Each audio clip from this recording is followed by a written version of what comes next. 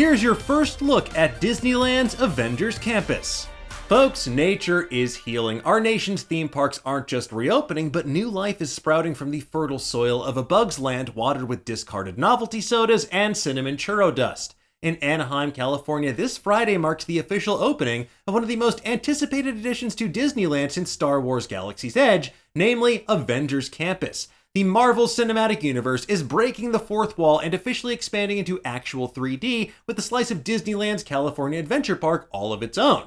Nerdist was cordially invited to check out this newly minted Marvel theme park in person on Wednesday, and you can read all about Eric Diaz's firsthand experiences in Avengers Campus on Nerdist.com, which I will link to in the description below.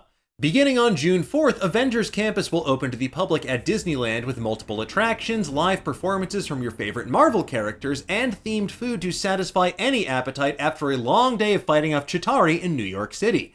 Case in point, you can eat like an Avenger at the Shawarma Palace cart, or feast on what appear to be infinity churros at the Terran Treats cart. Sadly, not StarCraft themed. You can also go big then go home at Pym's Test Kitchen, which claims to use Pym particles to serve ridiculously tiny or preposterously large food items. The Quantum Pretzel, for example, is a decadently large 1-pound soft pretzel served with beer cheese sauce. The not-so-little chicken sandwich uses slider buns to hilarious effect to make it look like Scott Lang prepared your lunch.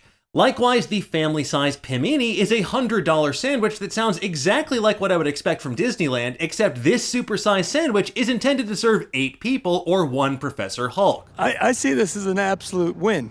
And for those who prefer their super heroics with a little hair of the dog, the Pym Tasting Lab, which is opening soon, will offer craft beers and beer cocktails, including some that fill from the bottom, kinda like how Doctor Strange served Thor in the Sanctum Sanctorum.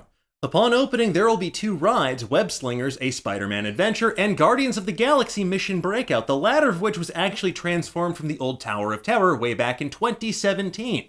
Web Slingers takes you into the bowels of the Worldwide Engineering Building, where Peter Parker's self-replicating spider-bots begin to malfunction and run amok. Uh-oh, Peter, what have you done now? What follows is an augmented reality shooting game where you swing your arms to blast webs at robots in a series of levels that take place in different iconic locations in the Marvel Universe and conveniently in the Avengers Campus setting, like the Pym Labs and Avengers HQ to name a few. Apparently, there's also different pieces of merchandise like web shooters you can buy to help improve your score, which proves that pay to win isn't just limited to your favorite video game anymore, but in real life as well, which, now that I say that, that was, I guess, always the case.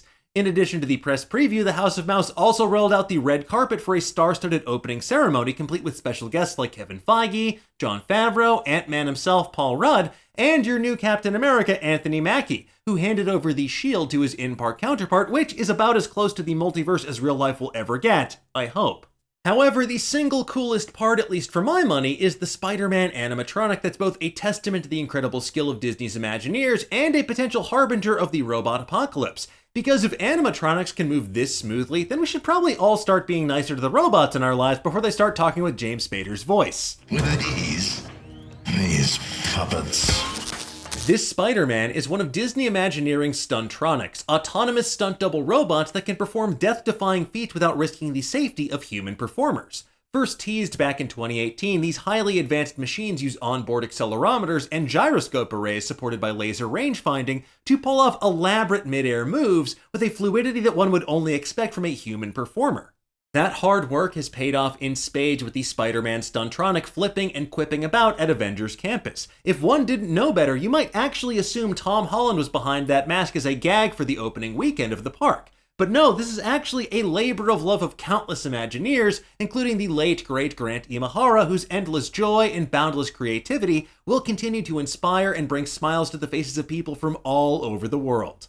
Now that Disney's managed to bring your friendly neighborhood Spider-Man to life using this elaborate Stuntronics technology, it's just a matter of time until we see like Iron Man high-fiving Din Djarin as they crisscross the skies from Galaxy's Edge to Avengers Campus. And while Avengers Campus is definitely smaller than its counterpart from the galaxy far, far away, there are plenty of plans to expand its offerings in the months ahead. But with that said, for the time being, it's still a great way for theme park fans to immerse themselves even further into the Marvel Cinematic Universe, while soaking up some vitamin D in the process after a year plus spent inside, coming up with increasingly elaborate theories about how Mephisto is behind everything that could still totally happen someday, right? I mean, they're pretty plausible. I'm just saying. Anyway, folks, there you have it. For more on Avengers Campus, we'll keep you up to date over on Nerdist.com. In the meantime, though, tell us, what do you think about this news? Do you plan to visit Avengers Campus? And what other characters do you want to see brought to life with this Stuntronics technology? Let us know in the comments below, and for the latest and greatest in the world of pop culture, stay tuned to Nerdist.com.